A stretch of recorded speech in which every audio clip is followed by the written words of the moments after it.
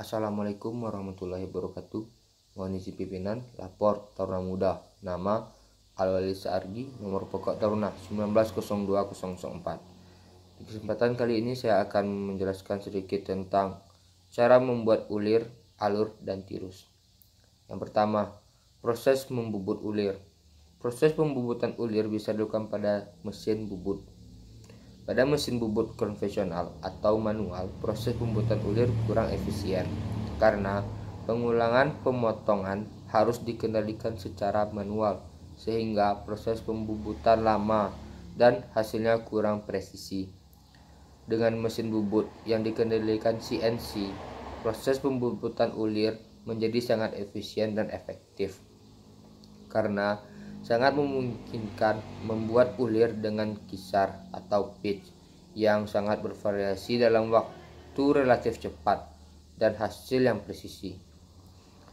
Proses bubut ulir dilakukan dengan cara 1.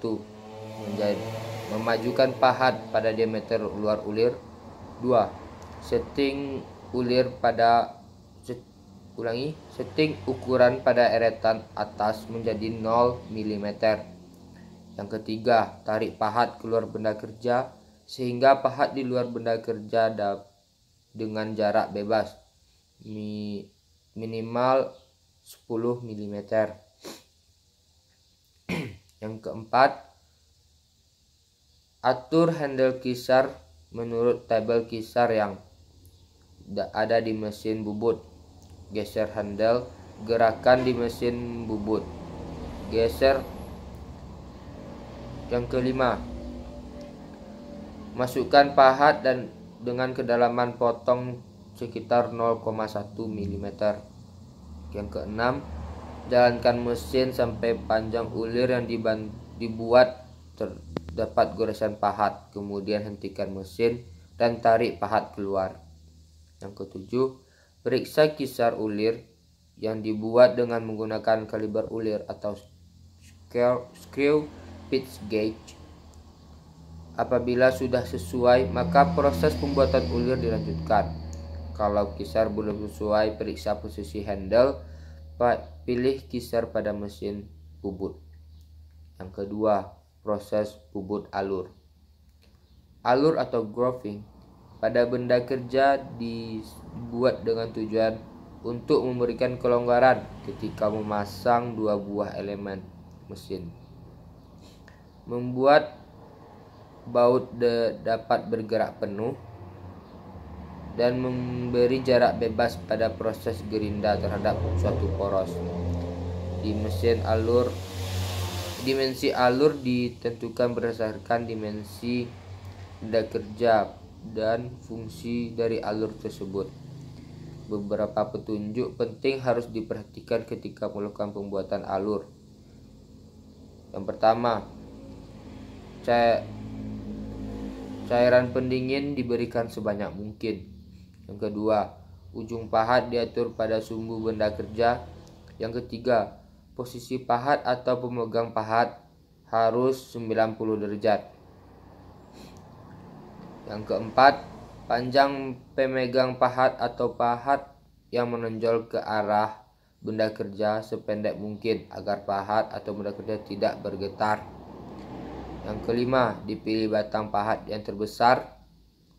Yang keenam, kecepatan potong dikurangi 50% dari kecepatan potong bubut rata. Yang ketujuh, gerak makan dikurangi 20% dari gerak makan bubut rata. Yang kedelapan, untuk alur aksial, penyayatan pertama dimulai dari diameter terbesar untuk mencegah berhentinya pembuangan beram. Yang ketiga, proses membubut tirus. Benda kerja terbentuk tipis atau taper dihasilkan pada proses bubut apabila gerakan pahat membentuk sudut tertentu terhadap sumbu benda kerja. Cara membuat benda tirus ada beberapa macam. Yang pertama, dengan memiringkan eretan atas pada sudut tertentu. Gerakan pahat pemakan dilakukan dengan cara manual dengan cara memutar handle eretan atas. Yang kedua, dengan alat bubut tirus atau taper attachment. Pembubutan tirus dengan alat ini adalah untuk benda yang memiliki sudut tirus relatif kecil, sudut sampai kurang lebih 90 derajat. Pembuatan tirus lebih cepat karena gerakan tembakan atau feeding dilakukan dengan otomatis. Yang ketiga, dengan menggeser kepala lepas atau tail stop. Dengan cara ini, proses pembubutan tirus dilakukan sama dengan proses pembubutan lurus, dengan membuat dua senter benda kerja tirus terbentuk karena sumbu lepas tidak sejajar dengan sumbu kepala tetap. Sekian penjelasan saya sedikit tentang bubut, arus, alur, dan tirus. Apabila ada kesalahan mohon dimaafkan. Wabillahi taufiq wal hidayah. Assalamualaikum warahmatullahi wabarakatuh.